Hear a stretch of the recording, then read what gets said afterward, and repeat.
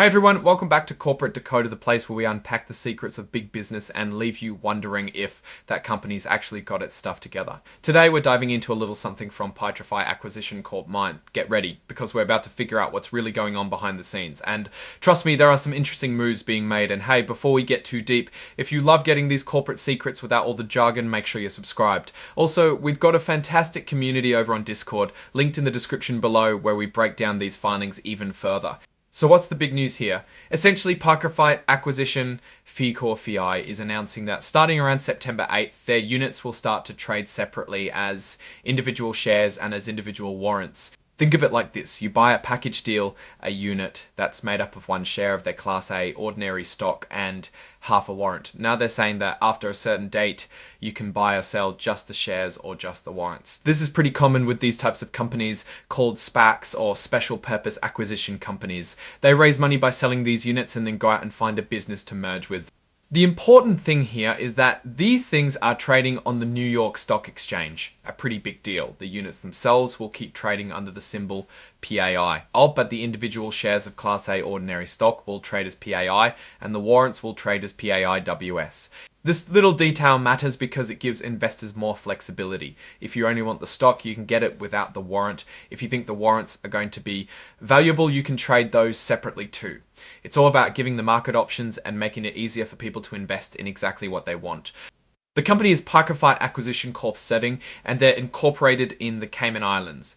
They're pretty new on the scene. This is a standard disclosure for any company that's just starting out after their IPO or if they've recently gone public through a SPAC.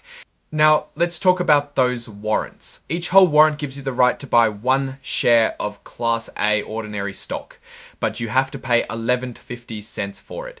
This 11.2050 is called the exercise price. If the stock price goes way up above 11.50, these warrants can become very valuable. If the stock price stays below 11.50, some of the warrants might expire worthless. It's all about the future performance of the company and its stock.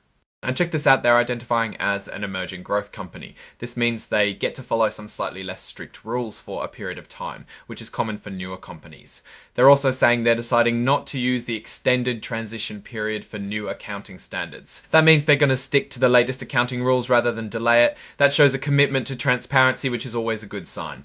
The main point of this filing is to let the public know about this upcoming separation of the units. On September 3rd of 2025, they put out a press release about this. The actual separation is expected to happen around September 8th. If you're holding these units and want to split them up, you'll need to talk to your broker. Your broker then talks to the company's transfer agent, Continental Stock Transfer and Trust Company, to make the split happen. So it's not something you do yourself directly, but through the financial intermediaries. And as for exhibits, they've included the press release itself as Exhibit 99.1 and the standard cover page information in an interactive data file. Finally, the report is signed by Sten Gustafsson, who holds the titles of President and Chief Financial Officer. This just confirms that the company is officially making this announcement and is responsible for the information presented. This signature adds a layer of official endorsement to the filing. So what's my take on all this? Pyrophyte Accession Corp is doing what many SPACs do, which is making their units and securities more easily tradable on the open market. This is a positive step for liquidity and investor choice.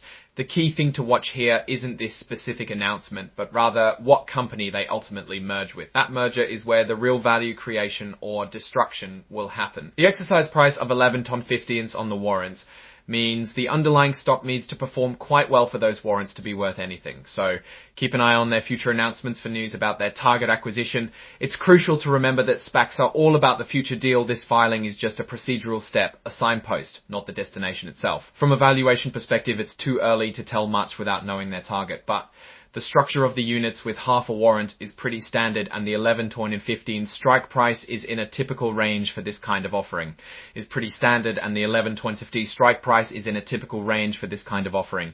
Alright, that's our breakdown of Pyrophyte Accession Corp, AYA's latest filing. What's your take on these moves and what they signal for the company's future? Drop your thoughts in the comments. If this analysis was valuable, hitting that like button really helps, and subscribe for more deep dives. Don't forget to check out the Discord in the description. Thanks for watching. See you next time.